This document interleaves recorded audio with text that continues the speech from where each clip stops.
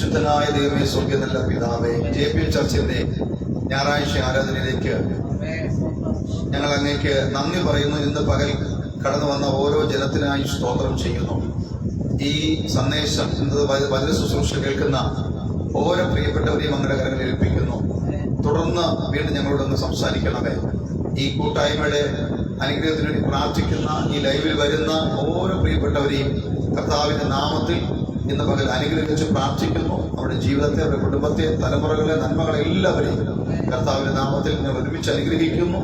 ഇന്നത്തെ വചന സന്ദേശം നമ്മുടെ ജീവിതത്തിൽ ഏറെ അനുഗ്രഹമായി വിടുതലായി മാറട്ടെ എന്ന് ആഗ്രഹിക്കുകയും പ്രാർത്ഥിക്കുകയും ചെയ്തു. അതിനാധാരമായിട്ട് യോഹന്നാന്റെ സുവിശേഷം 14-ാം അധ്യായം 1-ാമത്തെ വാക്യം നമുക്ക് വേഗത്തിൽ വായിക്കാം. യോഹന്നാന്റെ സുവിശേഷം 14-ാം അധ്യായം 1-ാമത്തെ വാക്യം. യോഹന്നാന്റെ സുവിശേഷം 14-ാം അധ്യായം 1-ാമത്തെ വാക്യം.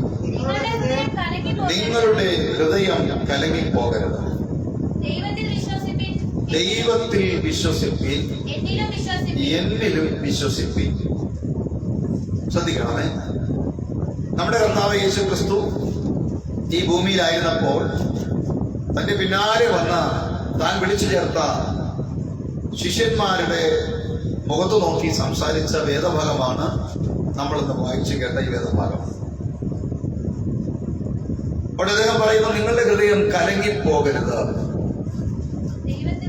ദൈവത്തിൽ വിശ്വസിപ്പിൻ, എന്നിലും വിശ്വസിപ്പിൻ.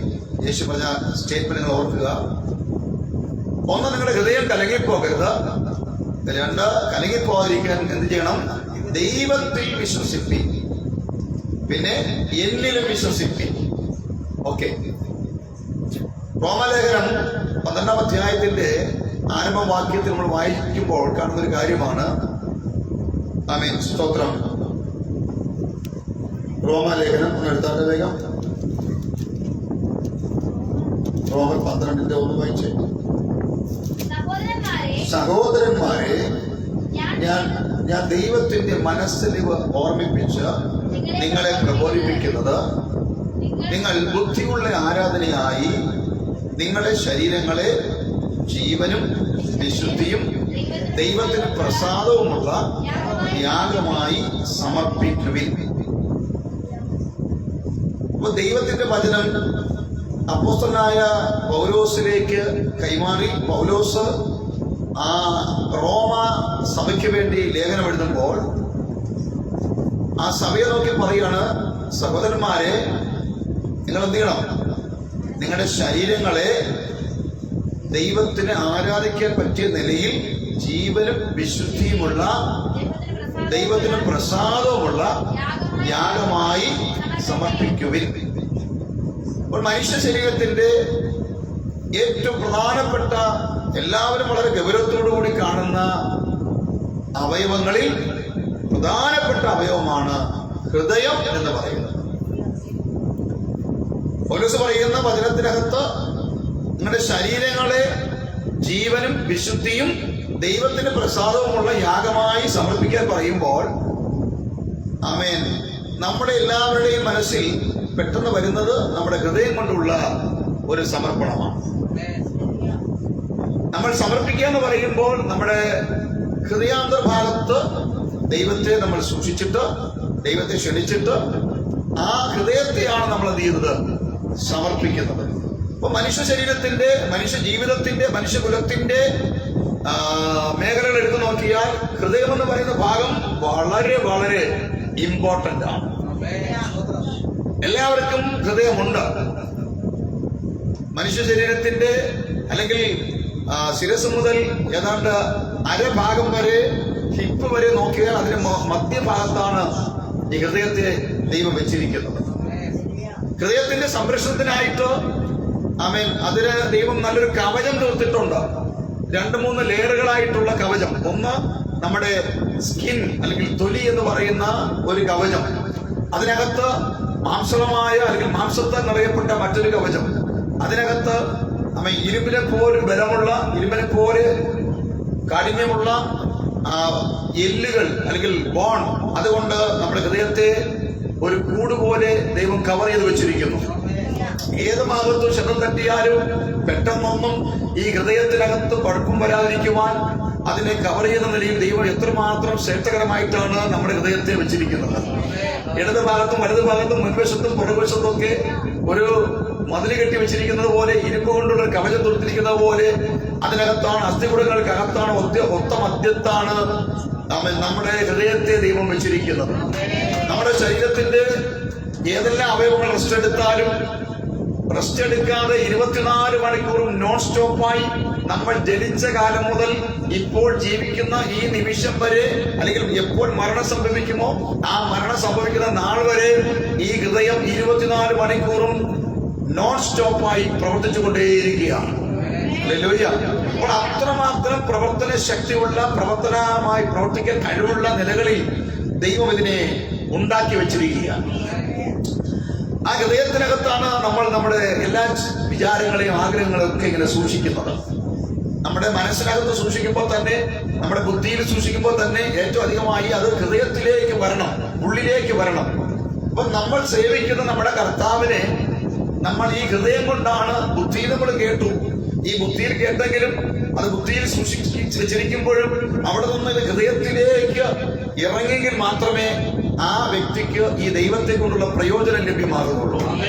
ദൈവം ഉണ്ടെന്നുള്ള സത്യമാണ്, സർവത്തെ ഉണ്ടാക്കിയ ദൈവം ഉണ്ടെന്ന് നമുക്ക് എല്ലാവർക്കും അറിയാം. പക്ഷേ ആ ദൈവം ഉണ്ടെങ്കിലും, ആ ദൈവത്തെ കുറിച്ചുള്ള അറിവ് നമുക്ക് ബുദ്ധിയിലുണ്ടെങ്കിലും, ആ ദൈവത്തിന്റെ എല്ലാ അനുഗ്രഹങ്ങളും എല്ലാ നന്മകളും എല്ലാം നമ്മുടെ ജീവിതത്തിൽ വ്യക്തിപരമായി അനുഭവിക്കണമെങ്കിൽ സ്തോത്രം, ആ ദൈവത്തിന്റെ കാര്യങ്ങൾ, ദൈവത്തിന്റെ വചനങ്ങൾ, ദൈവത്തെ കുറിച്ചുള്ള അറിവുകൾ നമ്മുടെ ബുദ്ധിയിലിരുന്നാൽ പോരാ, പിന്നെയോ അത് ഹൃദയത്തിനകത്തേക്ക് വരണം. നമുക്കറിയാം, അനേക പണ്ഡിതന്മാര് ഈ ബൈബിൾ പഠിച്ചിട്ട്, കാണാതെ പഠിച്ചിട്ട് അതിൽ നിന്ന് ഉദ്ധരണികൾ എടുത്ത് അവർ അനേക ഇടങ്ങളിൽ വചനം പ്രസംഗിക്കുന്നത് പോലെ പറയുന്നത് കേൾക്കാം. അവർ ആ വചനം പറഞ്ഞിട്ട് അടുത്ത നിമിഷം ഈ ബൈബിളുമായിട്ട് ബന്ധമില്ലാത്ത, യേശുവുമായിട്ട് ബന്ധമില്ലാത്ത നിലകളിൽ അവരുടെ ജീവിതം മുമ്പോട്ട് പോകണമെന്ന് നമുക്ക് കാണാൻ കഴിയും. നമുക്കറിയാം ഇപ്പോൾ തന്നെ നമ്മുടെ തമിഴ്നാടിന്റെ മുഖ്യമന്ത്രിയായി തിരഞ്ഞെടുക്കപ്പെട്ട സിനിമാ താരം വിജയ്, അദ്ദേഹം ഒരു ക്രൈസ്തവ കുടുംബത്തിൽ ജനിച്ചവനെന്നാണ് പറയുന്നത്. വിജയ് ജോസഫ്, അല്ലെങ്കിൽ ജോസഫ് വിജയ് എന്ന അദ്ദേഹത്തിന്റെ പേര്. അദ്ദേഹം പല സ്റ്റേജുകളിലും പള്ളികളിലും പോയി ബൈബിൾ ഉദ്ധരണികൾ എടുത്തു പറയുകയും അപ്പോൾ തന്നെ യൂട്യൂബിലൊക്കെ ഒത്തിരി വൈറലായി യോസേപ്പിനെ കുറിച്ച് പറയുന്നത്, യോസേപ്പിന്റെ കഷ്ടപ്പാടിനെ കുറിച്ച് പറയുന്നത്, ഇതെല്ലാം അദ്ദേഹം അദ്ദേഹത്തിന്റെ ബുദ്ധിയിൽ മനസ്സിലാക്കി. എന്നാൽ സാഹചര്യങ്ങൾ മനസ്സിലാക്കണം. അദ്ദേഹം മുഖ്യമന്ത്രിയായി പ്രതിജ്ഞ ചെയ്ത് അദ്ദേഹം അധികാരമേറ്റെടുത്ത് കഴിഞ്ഞപ്പോൾ ആദ്യം നിയമിച്ചത് ഒരു മാന്ത്രികമായ അല്ലെങ്കിൽ ജ്യോത്സ്യപരമായ നിലകളിൽ ജ്യോതിഷിയായിരിക്കുന്ന ഒരാളെയാണ് സെക്രട്ടേറിയറ്റിൽ നിയമിച്ചത്. എന്ന് പറഞ്ഞാൽ അദ്ദേഹത്തിന്റെ കയ്യിൽ നോക്കിയാൽ ഒരു ചുവന്ന കരട് കിടക്കുന്നത് കാണാം, പക്ഷെ പേര് ജോസഫ് വിജയ് എന്നാണ്. ഇദ്ദേഹത്തിന് യേശുവിനെ കിട്ടിയിരിക്കുന്നത് ബുദ്ധിയിലാണ്. അല്ലെങ്കിൽ ക്രിസ്ത്യാനികളുടെ ഇടയിൽ ചെല്ലുമ്പോൾ, ക്രൈസ്തവരുടെ ഇടയിൽ ചെല്ലുമ്പോൾ വോട്ട് ലഭിക്കാനോ പേര് ലഭിക്കാനോ ഒക്കെ ആയിട്ട് അദ്ദേഹത്തിന് അവരോട് സംസാരിക്കാൻ വേണ്ടി അദ്ദേഹത്തിന്റെ ജീവിതത്തിൽ അദ്ദേഹം പഠിച്ചു വെച്ചിരിക്കുന്ന ചില വേദഭാഗങ്ങളൊക്കെ ഉണ്ട്. അത് ബുദ്ധിയിൽ നിന്ന് എടുത്തിട്ട് എന്ത് ചെയ്യുന്നു, ഈ ജനത്തിന്റെ മുമ്പിലേക്ക് ഇങ്ങനെ മൈക്കിൽ കൂടി വിളമ്പുമ്പോൾ, പ്രസംഗിക്കുമ്പോൾ ക്രൈസ്തവർ വിചാരിക്കും ഈ വ്യക്തി തികഞ്ഞ ക്രിസ്ത്യാനിയാണ്, തികഞ്ഞ ക്രിസ്തീയ വിശ്വാസിയാണ് എന്ന് പറഞ്ഞ് അദ്ദേഹത്തിന് നേരെ കൈയടിക്കുകയും കരഘോഷം ഉയർത്തുകയും ക്രൈസ്തവരോട് പറയുകയും ചെയ്യും നമ്മൾ. എന്നാൽ അദ്ദേഹത്തിന്റെ ഉള്ളിൽ ബുദ്ധിയിൽ കിട്ടിയ ജ്ഞാനത്തിൽ ജനത്തെ നേടുവാൻ വേണ്ടി, വോട്ട് നേടാൻ വേണ്ടി പിടിച്ചെടുത്തിരിക്കുന്ന ഈ അറിവ് അത് ഹൃദയത്തിലേക്ക് ഇറങ്ങി വന്ന്, ഉള്ളിലേക്ക് ഇറങ്ങി വന്ന്, ഇത് ദൈവമാണ്, ദൈവപുത്രനാണ്, രക്ഷകനാണ്, എന്റെ ശാപത്തെ മോചിക്കാൻ, എന്റെ പാപത്തെ മോചിക്കാൻ, എന്റെ രോഗത്തെ സൗഖ്യമാക്കാൻ, എന്നെ രക്ഷിക്കാൻ, എന്റെ തമിഴ്നാടിനെ രക്ഷിക്കാൻ, എന്റെ കുടുംബത്തെ രക്ഷിക്കുവാൻ യേശുവിനെ കഴിയുള്ളൂ എന്ന് ചിന്തിക്കുന്ന നിലയിൽ അദ്ദേഹത്തിന്റെ ഹൃദയത്തിനകത്തേക്ക് ഇറങ്ങി വന്നെങ്കിൽ മാത്രമേ ഈ വചനം കൊണ്ട് അദ്ദേഹത്തിനും അദ്ദേഹം ഭരിക്കുന്ന സംസ്ഥാനത്തിനും പ്രയോജനമുള്ളൂ. അപ്പോൾ ബുദ്ധിയിലിരിക്കേണ്ട കാര്യമല്ലത്, ദൈവവചനം ബുദ്ധിയിലിരിക്കേണ്ട കാര്യമല്ല. നമുക്കറിയാം, നമ്മുടെ കേരള മുഖ്യമന്ത്രിയായി നാളെ സത്യപ്രതിജ്ഞ ചെയ്യുന്ന നമ്മുടെ വി.ഡി. സതീശൻ, അദ്ദേഹം മുഖ്യമന്ത്രി ആകണമെന്ന് നമ്മളൊക്കെ പ്രാർത്ഥിച്ചതാണ്, അല്ലെ? അതുപോലെ നമ്മുടെ കൊല്ലത്തെ ബിന്ദു കൃഷ്ണൻ എന്ന് പറയുന്ന കോൺഗ്രസിന്റെ നേതാവ്, അവര് ജയിക്കണമെന്ന് നമ്മുടെ സഭയായി പ്രാർത്ഥിച്ചതാണ്. അവർ നമുക്ക് ഫോൺ വിളിച്ച് നമ്മോട് പ്രാർത്ഥന ആവശ്യപ്പെട്ടതാണ്. അതുപോലെ നമ്മുടെ മുഖ്യമന്ത്രി ആകാൻ പോകുന്ന വി.ഡി. സതീശന്റെ യൂട്യൂബ് ഒരുപാട് സ്ഥലങ്ങളിൽ ഇങ്ങനെ പ്രചരിക്കുന്നുണ്ട്. ഞാനിതൊക്കെ പറഞ്ഞ് ആരെയും മോശം പറയുകയല്ല, യഥാർത്ഥമായി എന്താണ് സംഭവിക്കേണ്ടതെന്ന് നമ്മൾ തിരിച്ചറിയണം. ആരെങ്കിലും എന്തെങ്കിലും പറയുന്നത് കേട്ട് നമ്മൾ ഹാലിളകിയിട്ട് കാര്യമില്ല. ആമേൻ. നമ്മുടെ വി.ഡി. സതീശൻ അദ്ദേഹം പ്രതിപക്ഷ നേതാവായിരിക്കുമ്പോൾ തന്നെ ഒരു ക്രൈസ്തവ ആലയത്തിൽ ചെന്ന് ഒരു പ്രവാചകൻ അദ്ദേഹത്തിന്റെ തലയിൽ കൈവച്ച് പ്രാർത്ഥിക്കുകയും ദൂത് പറയുകയും ചെയ്തു. ഈ വി.ഡി. സതീശൻ എന്ന് പറഞ്ഞ വ്യക്തി എനിക്ക് വളരെ ഇഷ്ടമാണ്. അദ്ദേഹം ബൈബിളിലെ ഉദ്ധരണികളൊക്കെ പറഞ്ഞു കേട്ട് കഴിഞ്ഞാൽ ബൈബിൾ കോളേജ് പോയി പഠിച്ച പാസ്റ്റേഴ്സ് പോലും മാറി നിൽക്കുന്നതിൽ അദ്ദേഹത്തിന്റെ വാക്സാമർത്ഥ്യം, അദ്ദേഹത്തിന് പ്രസംഗിക്കുവാനുള്ള കഴിവുണ്ട്. അദ്ദേഹം അതുകൊണ്ടാണ് മുഖ്യമന്ത്രിക്ക് ആയത്. നിയമസഭയിലൊക്കെ നന്നായി പ്രസംഗിച്ച ആളാണ്.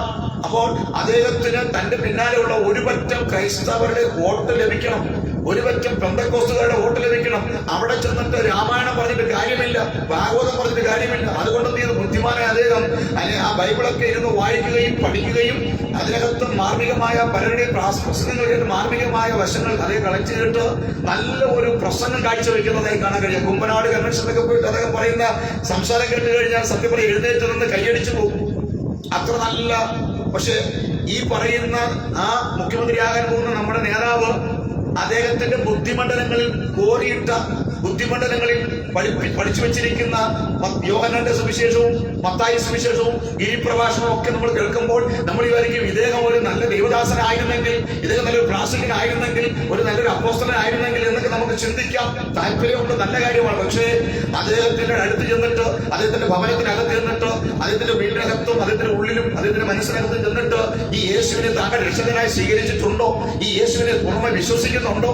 ഈ യേശുവിനെ ഹൃദയത്തിൽ ഏറ്റെടുത്തുണ്ടോ? ഈ യേശു മാത്രമേ ഉള്ളൂ താങ്കളെ രക്ഷിക്കുവാൻ, ഈ യേശു മാത്രമേ ഉള്ളൂ താങ്കളെ നരകത്തിൽ നിന്ന് മാറ്റി സ്വർഗത്തിൽ എത്തിക്കുവാൻ, ഈ യേശു മാത്രമേ താങ്കൾക്ക് നിത്യജീവൻ തരാൻ കഴിയത്തുള്ളൂ എന്ന് പറയത്തക്ക നിലയിൽ, അത് മാത്രമേ ഉള്ളൂ സമ്മതിക്കുന്ന നിലയിൽ തന്റെ ജീവിതത്തിനകത്ത് ഒരു മാറ്റം വരുത്തിയില്ലെങ്കിൽ ഈ കേൾക്കുന്ന എല്ലാ പ്രഘോഷണങ്ങളും ബുദ്ധിമണ്ഡലത്തിൽ നിന്നാണെന്ന് നാം തിരിച്ചറിയണം. ഇവിടെ എന്താ വേണ്ടത്? ബുദ്ധിമണ്ഡലത്തിൽ നിൽക്കുകയല്ല. എനിക്ക് യേശുവിനെ അറിയാം, ഞാൻ രക്ഷിക്കപ്പെടുന്ന മുമ്പ് എനിക്ക് യേശുവിനെ അറിയാം. യേശുവിനെ ആരാധിക്കുന്ന പള്ളികളിൽ ഞാൻ പോകുമായിരുന്നു, യേശുവിനെ ആരാധിക്കുന്ന വ്യക്തികളുമായി ഞാൻ സംസാരിക്കുമായിരുന്നു, യേശുവിനെ എനിക്ക് അറിയാം. പക്ഷേ അന്നൊക്കെ എന്റെ ദൈവങ്ങളുടെ കൂട്ടത്തിൽ, എല്ലാ ദൈവങ്ങളുടെയും കൂട്ടത്തിൽ യേശുവിനെ ഒരു ദൈവമാക്കി വെച്ചു എന്നതേ ഉള്ളൂ. പക്ഷേ യഥാർത്ഥമായി യേശുവാണ് മാനവരാശിയുടെ പാപത്തിന്റെ പരിഹാരത്തിനായി ഈ ഭൂമിയിൽ വന്നെന്നും ഈ മനുഷ്യന്റെ മോചനത്തിനായിട്ട് ഒരുവനെ ഉള്ളെന്നും ആ യേശുവിനെ വിശ്വസിച്ച് ഹൃദയത്തിൽ ഏറ്റെടുത്ത് അവനെ രക്ഷകനും കർത്താവുമായി റോമാലേഖനം 10-ാം അധ്യായം 9-ാം വാക്യത്തിൽ പറയുന്നത് പോലെ, 10-ൽ പറയുന്നത് പോലെ ആ യേശുവിനെ കർത്താവായി സ്വീകരിച്ച് ആ കർത്താവിന്റെ കരങ്ങളിൽ നമ്മുടെ കർത്തൃത്വം ഏൽപ്പിച്ചു കൊടുത്തെങ്കിൽ മാത്രമേ ആ യേശു നമ്മുടെ ഹൃദയങ്ങളിൽ വന്ന് വാസം ചെയ്യുന്നുള്ളൂ. തീർന്നില്ല. അവിടെ കൊണ്ട് വീണ്ടും പറയുന്നു, മത്തായി സുവിശേഷം 28-ാം അധ്യായത്തിൽ പറയുന്നു, അവൻ സ്വർഗത്തിലും ഭൂമിയിലും സകലാധികാരം എനിക്ക് നൽകപ്പെട്ടിരിക്കുന്നു.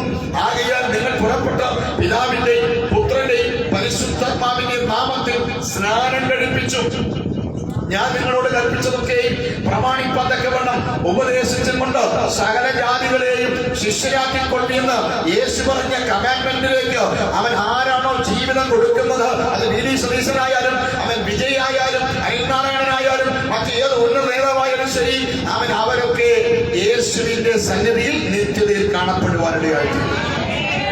ഇവിടെ യേശു വിളിച്ചു ചേർത്ത ശിഷ്യന്മാർ അവർ 12 പേരുണ്ട്.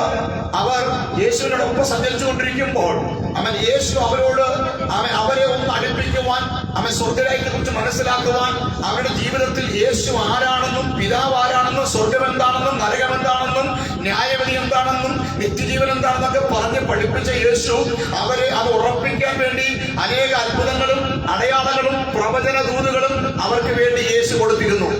ഇന്ന് പകൽ ആരെങ്കിലും ഒരാളെ നോക്കി പ്രവചിക്കുന്നെങ്കിൽ അതിന്റെ അർത്ഥം ആ പ്രവചിക്കുന്ന വ്യക്തിയുടെ അകത്ത് യേശു ജീവനുള്ള ദൈവമാണെന്ന് വെളിപ്പെടുത്തുവാനും ആ വെളിപ്പെട്ട യേശു ഇന്ന് ജീവിക്കുന്നു എന്ന് ഈ വെളിപ്പെട്ടവന്റെ വായിൽ കൂടി വിളിച്ചു പറയിക്കുവാനും അവനും അവന്റെ സമൂഹം മുഴുവനും ഈ രക്ഷയിലേക്ക് കടന്നു വരുവാനാണ് അവൻ കർത്താവ് വലിയ അത്ഭുതങ്ങൾ കാണിക്കുന്നത്.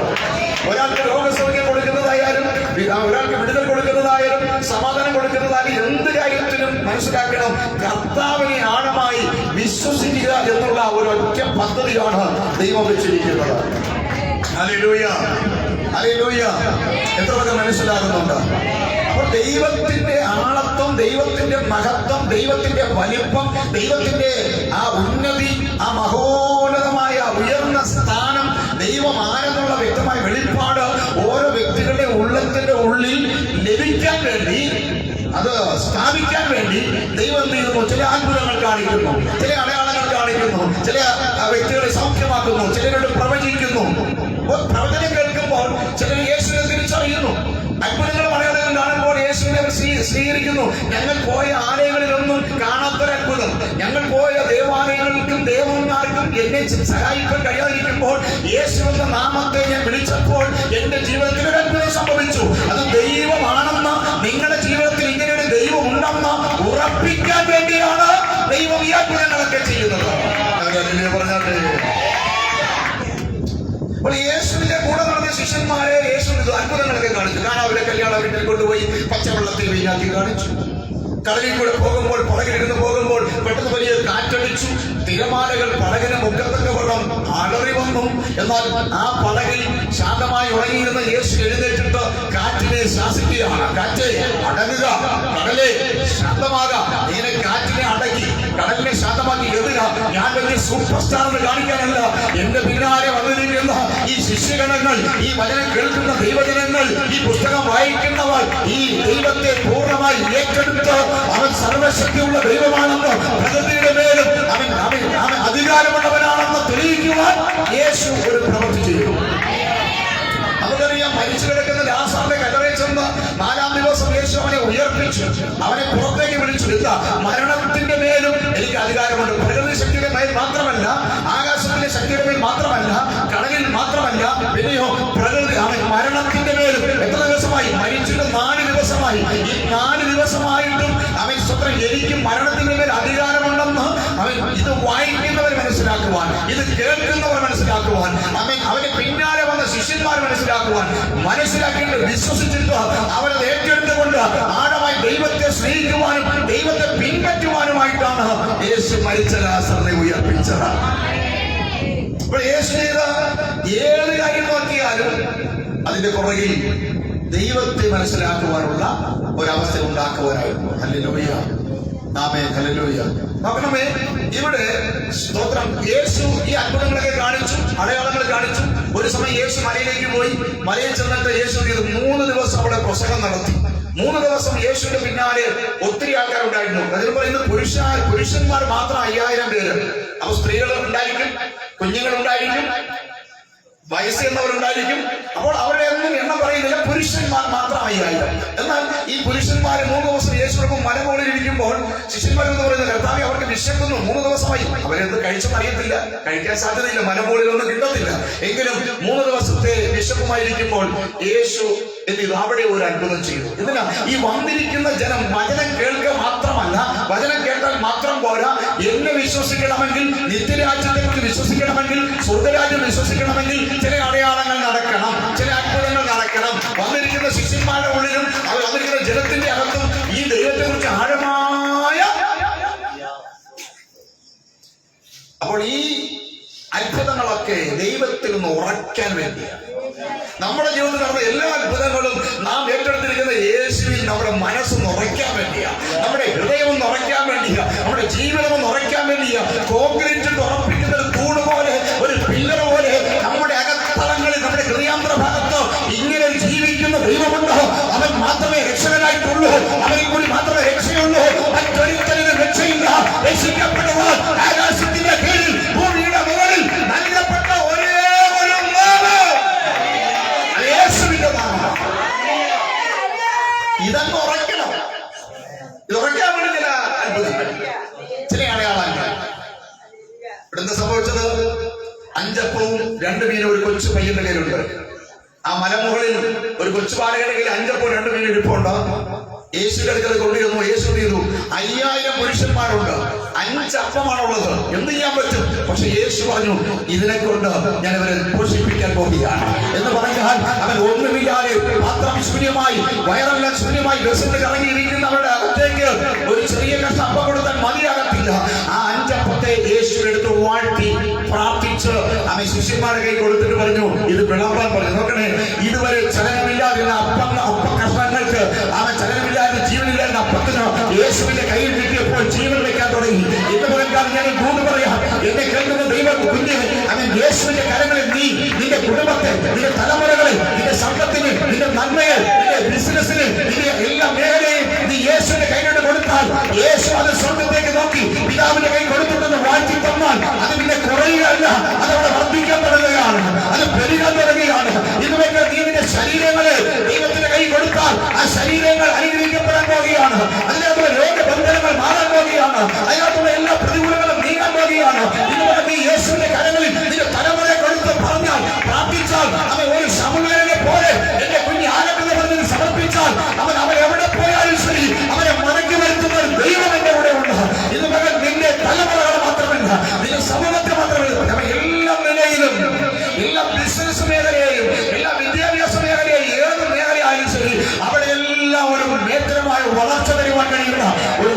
കർത്താവിനെ നമുക്ക് കിട്ടിയിട്ടുണ്ട്. കരങ്ങളെ തട്ടി ആ കർത്താവിനെ മഹത്വം കൊടുക്കാൻ മനസ്സുള്ളവരെല്ലാവരും അത്രയേറെ കരങ്ങൾ അടിച്ചോ.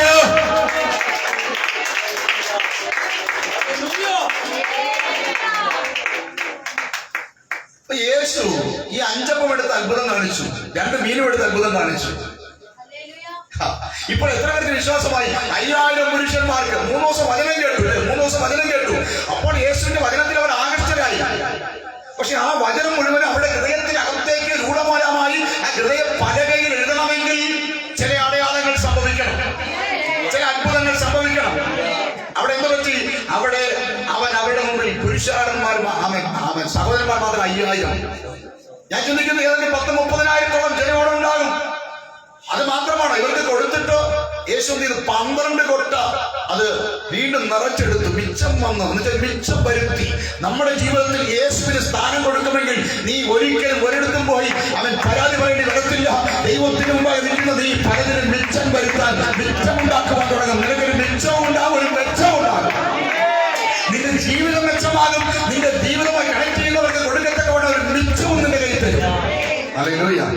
അപ്പൊ ഇങ്ങനെ അത്ഭുതങ്ങളൊക്കെ കാണിച്ച് യേശു മുമ്പോട്ട് പോകുമ്പോൾ ഇപ്പോൾ യേശു തൽക്കാലത്തേക്ക് അത്ഭുതങ്ങളൊക്കെ നിർത്തി.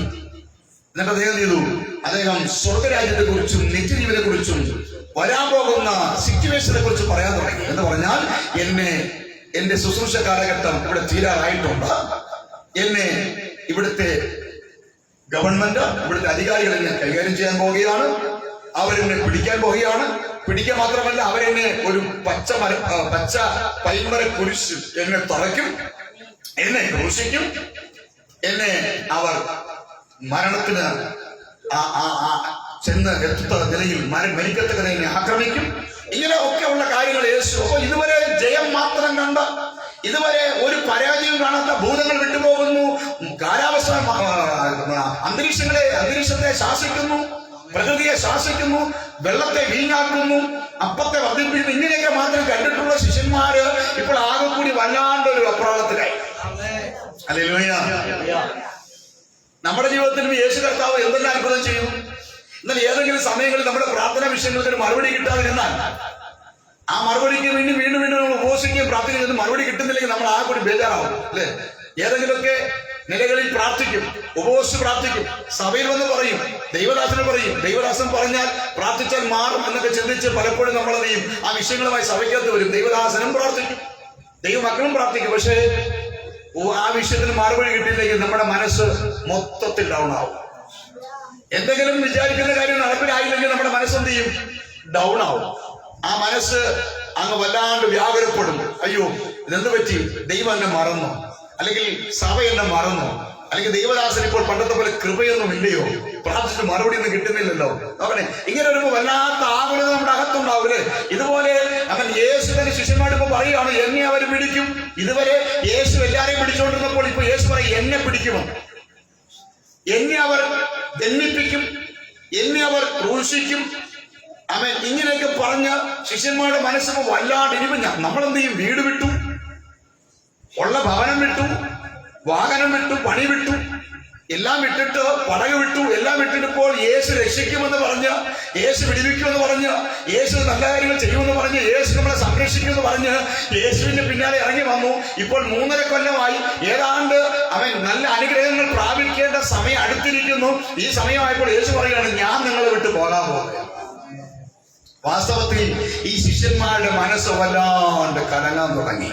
എന്ന് വെച്ചാൽ അവൻ അവിടെ ഉള്ളത്തേക്ക് യേശു നോക്കിയപ്പോൾ അവിടെ ഉള്ളം കലങ്ങുന്നു. ഹല്ലേലൂയ. ഹൃദയം കലങ്ങുന്നു. അപ്പോഴാണ് യേശു യോഹന്നാന്റെ സുവിശേഷത്തിൽ ഈ എഴുതി വെച്ചു, 14 എഴുതി വെച്ചു, 1 എഴുതി വെച്ചു. എന്താണ്? നിങ്ങളുടെ ഹൃദയം എന്ന് പറഞ്ഞാൽ നിങ്ങളുടെ ജീവിതത്തിന്റെ ഏത് ഉയർച്ചയ്ക്കും, ഏത് നന്മയ്ക്കും, ഏത് അനുഗ്രഹത്തിനും നിങ്ങളുടെ ഹൃദയം നന്നായിരുന്നാൽ മാത്രമേ കഴിയത്തുള്ളൂ. നിങ്ങൾക്ക് എവിടെയെങ്കിലും ജയിക്കണമോ, എവിടെയെങ്കിലും ഉയരണമോ, എവിടെയെങ്കിലും നന്നാകണമോ, എവിടെയെങ്കിലും മാറ്റം വരുത്തണമോ, നിങ്ങൾക്ക് മറ്റുള്ളവരുടെ മുമ്പിൽ അവൻ നിങ്ങൾക്ക് തന്റെ അടുത്തോടെ നിൽക്കണമോ, നിങ്ങളുടെ ഹൃദയം നല്ലതല്ലെങ്കിൽ ഒരിക്കലും നിങ്ങൾക്ക് അവിടെ നിവർന്നു നിൽക്കാൻ കഴിയത്തില്ല. നിങ്ങൾ എല്ലാ മേഖലയിലും പരാജയപ്പെട്ടു പോകുമെന്ന് മനസ്സിലാക്കാൻ കഴിയും. അപ്പൊ ഹൃദയം എന്ന് പറയുന്നത് അത്രമാത്രം പ്രധാനപ്പെട്ട സ്ഥലമാണ്. ഹൃദയം എന്ന് പറയുന്നത് അത്രമാത്രം പ്രധാനപ്പെട്ട ഒരു അവയവമാണ്. അതുകൊണ്ടാണ് റോമലേഖനത്തിൽ പറയുന്നത്, നിങ്ങളുടെ ശരീരങ്ങളെ ദൈവത്തിന് പ്രസാദമുള്ള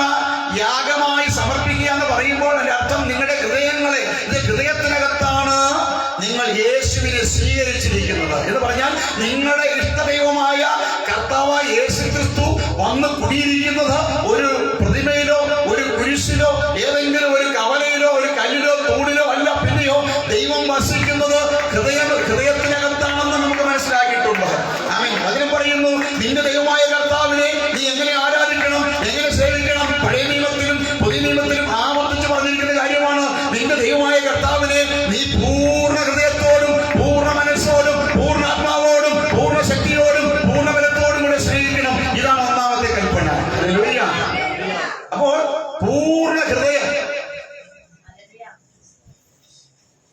അപ്പൊ നമ്മുടെ ഹൃദയത്തിന്റെ പ്രാധാന്യം ദൈവം എത്രമാത്രം മനസ്സിലാക്കിയിരിക്കുന്നു. നമ്മൾ ചിന്തിക്കുന്നത് നമ്മുടെ ജീവൻ നിലനിർത്താൻ വേണ്ടി മനുഷ്യന്റെ ശരീരത്തിലുള്ള 6 ലിറ്റർ രക്തത്തെ അങ്ങോട്ടും ഇങ്ങോട്ടും പമ്പ് ചെയ്ത് ഒരു അറയും കൂടെ കയറ്റി ശുദ്ധീകരിച്ച് മറ്റൊരു അറയും കൂടെ കയറ്റി അതിനെ വൃത്തിയാക്കി അഴുക്കെല്ലാം നീക്കം ചെയ്ത് അങ്ങനെ അങ്ങോട്ടും ഇങ്ങോട്ടും നമ്മുടെ ശരീരത്തിലെ ഉച്ചം തരം മുതൽ ഉള്ളം കാൽ വരെയുള്ള രക്തധമനികളിൽ കൂടി കടന്നു പോകുന്ന രക്തം ഈ ഹാർട്ട് എന്ന് പറയുന്ന ഹൃദയം എന്ന് പറയുന്ന ആ മിഷനകത്തുകൂടി കയറി ഇറങ്ങി അത് വൃത്തിയാക്കി അഴുക്ക് രക്തം മാറ്റി നല്ല രക്തത്തെ കയറ്റി ശുദ്ധീകരിച്ച് ജീവൻ നിലനിർത്താൻ വേണ്ടി പണിപ്പെടുന്ന ഒരു അവയവം മാത്രമല്ല, പകരം എന്നെ സൃഷ്ടിച്ച, നിങ്ങളെ സൃഷ്ടിച്ച, ലോകത്തെ സൃഷ്ടിച്ച എല്ലാം സ്ഥാവര ജഗത വ്യക്തികളെയും അവൻ മൃഗങ്ങളെയും മനുഷ്യരെയൊക്കെ സൃഷ്ടിച്ച അവൻ ദൈവത്തെ കുടിയിരുത്തേണ്ട സ്ഥലമാണ് നമ്മുടെ ഹൃദയം എന്ന് പറയുന്ന ഭാഗം.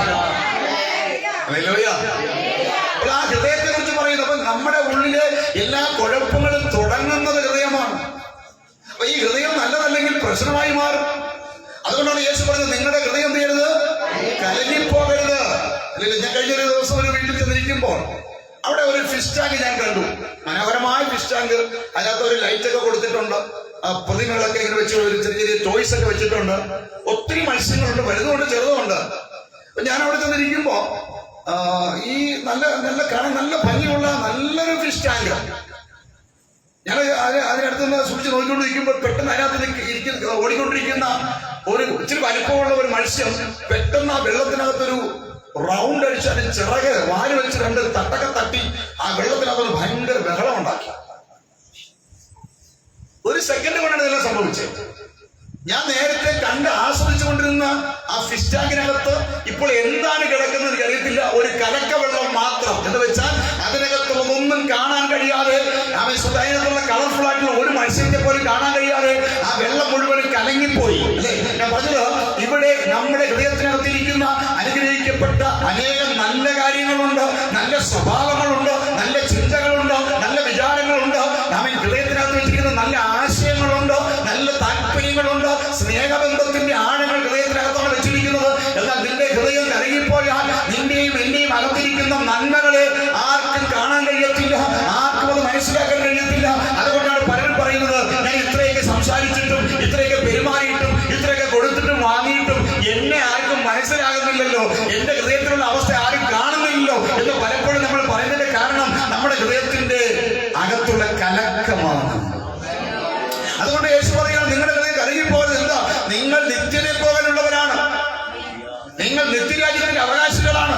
മാത്രമല്ല, ഞാനിവിടുന്ന് പോയാൽ എനിക്ക് പകരമായി ഈ ഭൂമിയിൽ അനേക കാര്യങ്ങൾ ചെയ്യുവാൻ ഞാൻ നിങ്ങളെ കണ്ടിരിക്കുകയാണ്. അനേക രോഗികളെ ഇനി സൗഖ്യമാക്കാനുണ്ട്, അനേക ഭൂതങ്ങളെ പുറത്താക്കാനുണ്ട്, അനേകം മരിച്ചവരെ ഇനി ഉയർപ്പിക്കാനുണ്ട്. മനസ്സിലാവുന്നോ ഞാൻ പറയുന്നത്?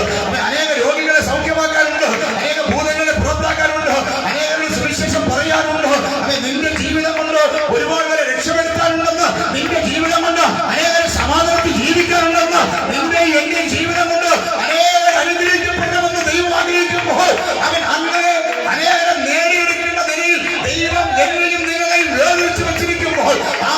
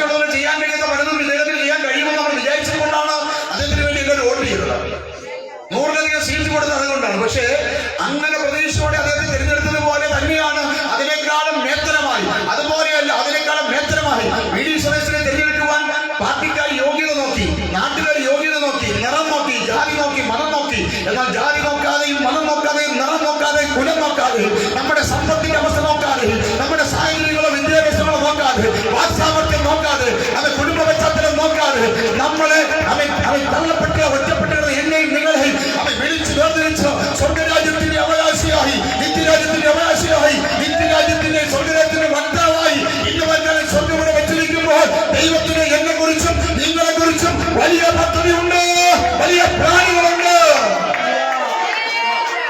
അതുകൊണ്ട് നിങ്ങളുടെ ഹൃദയം കലങ്ങിപ്പോകരുത്. നിങ്ങളുടെ ഹൃദയം കലങ്ങിയാൽ തീർന്നു. നിങ്ങളുടെ മനസ്സ് കലങ്ങിയാൽ നിങ്ങൾക്ക് പ്രാർത്ഥിക്കാൻ കഴിയത്തില്ല. നിങ്ങളുടെ മനസ്സ് കലങ്ങിയാൽ, ഹൃദയം കലങ്ങിയാൽ നിങ്ങൾക്ക് ആഹാരം കഴിക്കാൻ കഴിയത്തില്ല. നിങ്ങളുടെ മനസ്സ് കലങ്ങിയാൽ നിങ്ങൾക്ക് ഉറങ്ങാൻ കഴിയത്തില്ല. നിങ്ങളുടെ കയ്യിൽ എത്ര ലക്ഷം കോടിക്കണക്കിന് രൂപയുണ്ടെങ്കിലും നിങ്ങളുടെ ഹൃദയം കലങ്ങിയാൽ, എത്രയോ സിനിമ ആക്ടേഴ്സ് പണം ഇഷ്ടംപോലെ ഉണ്ടാക്കി, വലിയ വലിയ കെട്ടിടങ്ങൾ ഉണ്ടാക്കി, പക്ഷെ അവരൊക്കെ ഒറ്റ കയറിലും ഒരു കുപ്പി വിശപ്പിലുമായിട്ട് അവരെ ജീവിതം ഒടുക്കിക്കളഞ്ഞ ചരിത്രം നമ്മുടെ മുമ്പിലുണ്ട്. കാര്യം എന്താ? അവരുടെ ഹൃദയത്തിനകത്ത് സ്വസ്ഥതയില്ല, അവരുടെ ഹൃദയത്തിനകത്ത് സമാധാനമില്ല. ഇവിടെ പണമല്ല നമുക്ക് സമാധാനം തരുന്നത്, അവൻ സമ്പത്തല്ല നമുക്ക് സമാധാനം തരുന്നത്, വലിയ കെട്ടിടങ്ങളല്ല സമാധാനം തരുന്നത്, നമുക്ക് വേണ്ടി തരുന്ന തലമുറകളല്ല നമുക്ക് സമാധാനം തരുന്നത്. ഇതുപോലെ എന്തെല്ലാം ഉണ്ടെങ്കിലും അതൊന്നും നമുക്ക് സമാധാനം തരാതിരിക്കുമ്പോൾ അവൻ യേശു പറഞ്ഞു, ഞാൻ എന്റെ സമാധാനം നിങ്ങൾക്ക് തന്നേച്ചു പോകുന്നു, ഞാൻ നിങ്ങളുടെ ഹൃദയത്തിനകത്ത് എന്റെ സന്തോഷം തരാൻ പോകുന്നു. ഇതുപോലെ ആ സമാധാനവും സന്തോഷവും ആഴമായി ഏറ്റെടുത്ത ദൈവമക്കൾക്ക് മാത്രമേ ഹൃദയത്തിനകത്ത് സന്തോഷത്തോടിരിക്കുവാൻ കഴിയത്തുള്ളൂ. ഹല്ലേലൂയ. നിങ്ങളുടെ ഹൃദയം കലങ്ങിപ്പോകരുത്. സ്തോത്രം. ഹല്ലേലൂയ. ഇവിടെ വേദപുസ്തകം വായിക്കുമ്പോൾ സ്തോത്രം, അപ്പോ സദൃശ്യവാക്യം അതിന്റെ 4-ാം അധ്യായം 20 മുതൽ വായിച്ച് അവിടെ ഹൃദയത്തെ കുറിച്ച് വ്യക്തമായി പറയുന്നു. സദൃശ്യവാക്യം 4-ാം അധ്യായം.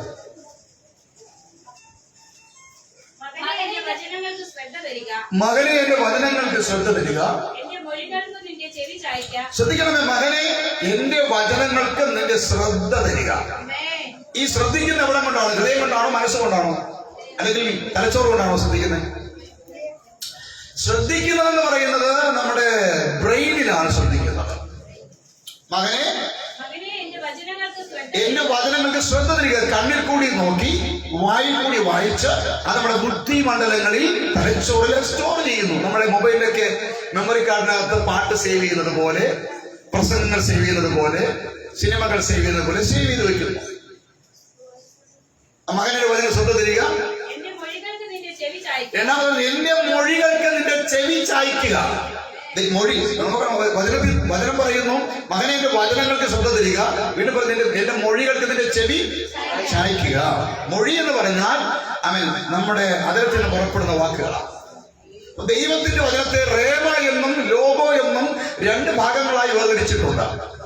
നമ്മുടെ ഇരിക്കുന്ന വിശുദ്ധ ബൈബിളിലെ 66 പുസ്തകങ്ങളെ മൊത്തത്തിൽ വിളിക്കുന്ന പേര് ബൈബിൾ എന്നാണ്. ബിബ്ലിയ എന്ന വാക്കിലാണ് ബൈബിൾ ഉണ്ടായത്. ആ ബൈബിളിൽ 66 പുസ്തകങ്ങളുണ്ട്, പഴയ നിയമമെന്നും പുതിയ നിയമമെന്നും. ഈ മുഴുവൻ പുസ്തകത്തിന് മൊത്തത്തിൽ പറയുന്ന മറ്റൊരു പേരാണ് ലോഗോ. എന്നാൽ ഈ ലോഗോയ്ക്ക് അകത്ത് നിന്ന് നമുക്ക് നേരെ വരുന്ന ചില വാക്കുകളുണ്ട്. ഉദാഹരണം പറഞ്ഞാൽ, നമ്മുടെ വീട്ടിൽ ഒരു 10 പേര് വിരുന്നുകാരായിട്ടുണ്ട്. അതിൽ ഒരാള് വളരെ VVIP ആണ്.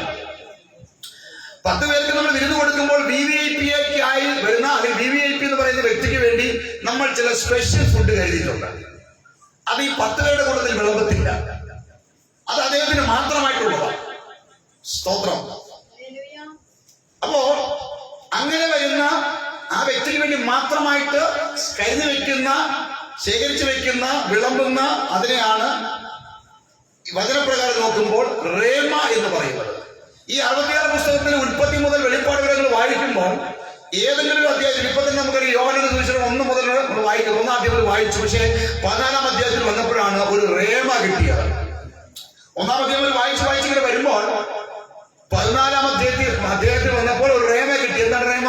അപ്പോൾ വായിച്ചത് മുഴുവനും ലോഗോ, അതിനകത്ത് നിന്ന് ഒരു 2-3 വരി, എന്താ, നിങ്ങളുടെ ഹൃദയം കലങ്ങിപ്പോകരുത്. അതാണ് റേമ. അത് നിങ്ങളോട് മാത്രം പറയുന്ന, ഈ വചനം കേൾക്കുന്ന നിങ്ങൾക്ക് കിട്ടുന്ന ദൈവത്തിന്റെ ഒരു സന്ദേശമാണ്. ഇവിടെ ഇരിക്കുന്ന പലരും, എന്നെ കേൾക്കുന്ന പലരും, എന്നെ കാണുന്ന പലരും ചിലപ്പോൾ നിങ്ങളുടെ ഹൃദയം കലങ്ങിയിരിക്കുകയായിരിക്കും, എനിക്കറിയില്ല. പക്ഷെ ഇപ്പോൾ ഈ വചനങ്ങൾ കേൾക്കുമ്പോൾ, അയ്യോ അത് എന്നോടാണല്ലോ, എന്റെ ഹൃദയം രാവിലെ കലങ്ങിയാ വന്നേ, ഒത്തിരി ഭാരപ്പെട്ട വന്നേ, ഇപ്പോൾ ആ വാക്കുകൾ എന്നോടാണല്ലോ സംസാരിക്കുന്നത് എന്ന് ചിന്തിക്കുന്നെങ്കിൽ അത് നിങ്ങളോടുള്ള റേമയാണ്. അപ്പോൾ ഈ റേമയിൽ നിന്ന് കിട്ടുന്ന വാക്കുകൾ അത് മൊഴി എന്ന് പറയും. അപ്പോൾ മകനെ എന്റെ വചനങ്ങൾക്ക് ശ്രദ്ധ തരിക, എന്റെ മൊഴികൾക്ക് നിന്റെ ചെവി ചായ്ക്കുക. അവ നിന്റെ ദൃഷ്ടിയിൽ നിന്ന് മാറിപ്പോകരുത്. 3 കാര്യം പറയുന്നു. 1, മകനിന്റെ വചനങ്ങൾക്ക് ശ്രദ്ധ വരിക. 2, മൊഴികൾക്ക് നിന്റെ ചെവി ചായ്ക്കുക. അവ നിന്റെ ദൃഷ്ടിയിൽ, കണ്ണിന്റെ മുമ്പിൽ നിന്ന് മാറിപ്പോകരുത്. അടുത്ത വാക്യം. നിന്റെ ഹൃദയത്തിന്റെ നടുവിൽ വീണ്ടും ഇങ്ങനെ 3 കാര്യം പറഞ്ഞിട്ട് വീണ്ടും എടുത്തു പറയുകയാണ്. അതിനെ നിന്റെ ഹൃദയത്തിന്റെ നടുവിൽ സൂക്ഷിച്ചു വെക്കുക. അപ്പൊ എവിടെയാ സൂക്ഷിച്ചു വെക്കുന്നത്? നമ്മുടെ കയ്യിൽ എത്ര രൂപയുണ്ടെന്ന്, നമുക്ക് ആരോടൊക്കെ സ്നേഹമുണ്ടെന്ന്, ആരൊക്കെ നമുക്ക് പ്രതികൂലമുണ്ടെന്ന് ഒക്കെ എവിടെ വെക്കുന്നത് അറിയാമോ? നമുക്ക് നമ്മുടെ ദൈവത്തോടുള്ള സ്നേഹം മുഴുവൻ എവിടെ വെക്കുന്നത്? നമ്മുടെ ദൈവത്തോടുള്ള ആഗ്രഹം മുഴുവൻ എവിടെ വെക്കുന്നത്? ഹൃദയത്തിലാണ് വെക്കുന്നത് അല്ലെ? അങ്ങനെയെങ്കിലും ഇവിടെ പറയുന്നു, ആ വചനങ്ങളെ നീ ശ്രദ്ധിക്കണം, അതിന്റെ മൊഴി കേൾക്കാൻ ചെവി ചായ്ക്കണം, നിന്റെ കണ്ണിന്റെ മുമ്പിൽ നിന്ന് മാറിപ്പോകരുത്. പിന്നെയോ അവൻ എന്ത് ചെയ്യണം? നീ ഹൃദയത്തിന്റെ നടുവിൽ